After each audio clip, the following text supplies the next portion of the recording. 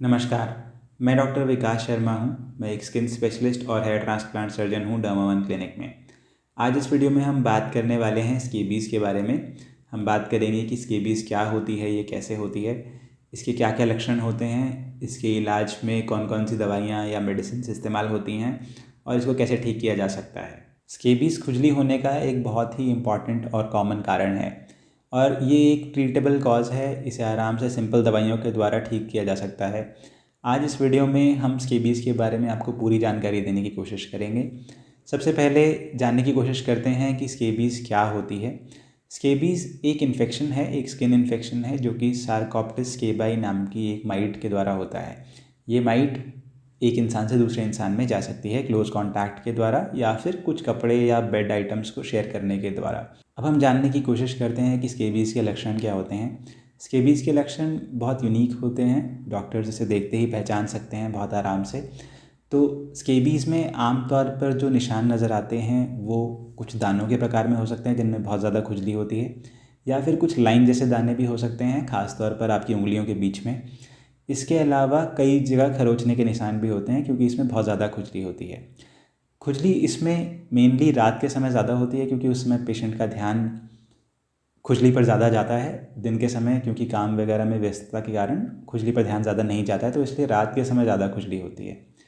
इसके अलावा जो निशान होते हैं, जो ये दाने होते हैं, ये आम तौर पर गर्दन के नीचे वाले हिस्से में पाए जाते हैं, यानी आपकी बगल में, आपकी बाजू में, ख़ास तौर पे अंदरूनी साइड बाजू की, आपकी उंगलियों के बीच, आपके हाथों में। इसके अलावा जेनाइटल्स में, थाइस में और लेग्स में भी इसके निशान पाए जाते हैं। हथेलियों पर, पाँव के तलवों पर और चेहरे पर आम तौर पर इसके निशान नहीं मिलते हैं, ख़ास तौर से अडल्ट्स में। छोटे बच्चों में आप देखेंगे कि ये बीमारी चेहरे को भी या पाम्स एंड सोल्स को भी इन्वॉल्व करती हुई नज़र आएगी। इसके अलावा आप देखेंगे कि इसमें एक से ज़्यादा फैमिली मेम्बर भी अफेक्ट हो सकते हैं, यानी अगर आपको खुजली है, आपको स्केबीज़ है, तो हो सकता है आपकी फैमिली मेम्बर्स को भी ये होती जाए सीक्वेंशली। तो अब हम बात करते हैं इसकी ट्रीटमेंट या इलाज के बारे में। देखिए, स्पेसिफिक मेडिकल इलाज में जाने से पहले पहले हम डिस्कस करते हैं कि इसके लिए जनरल इंस्ट्रक्शंस क्या क्या आपको फॉलो करनी चाहिए। पहली बात, आपको पर्सनल हाइजीन मेंटेन करना चाहिए, डेली नहाना चाहिए, फैमिली में सभी के क्लोथिंग, बेड और सारे पर्सनल आइटम्स अलग अलग होने चाहिए ताकि ये इन्फेक्शन आराम से एक पर्सन से दूसरे पर्सन में ना फैल पाए। इसके अलावा अगर आपको स्केबीज़ है तो डॉक्टर लोग आपको बताएंगे कि आपको कपड़े अच्छे तरीके से गर्म पानी में धो देने हैं और उनको धूप में सुखा देना है या उनके ऊपर गर्म प्रेस कर देनी है, जिससे कि आपको इन्फेक्शन बार बार ना हो।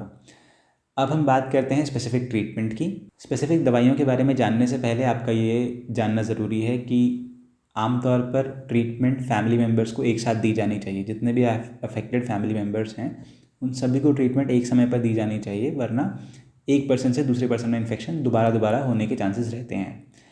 अब हम बात करते हैं स्पेसिफिक ट्रीटमेंट की। आमतौर पर सबसे कॉमनली यूज़ होने वाली दवाई आजकल जो यूज़ होती है वो है परमेथ्रिन। परमेथ्रिन 5% लोशन को डॉक्टर्स प्रिस्क्राइब करते हैं। आपको गले से लेकर पैर तक उसको लगाना होता है शाम को सोने से पहले।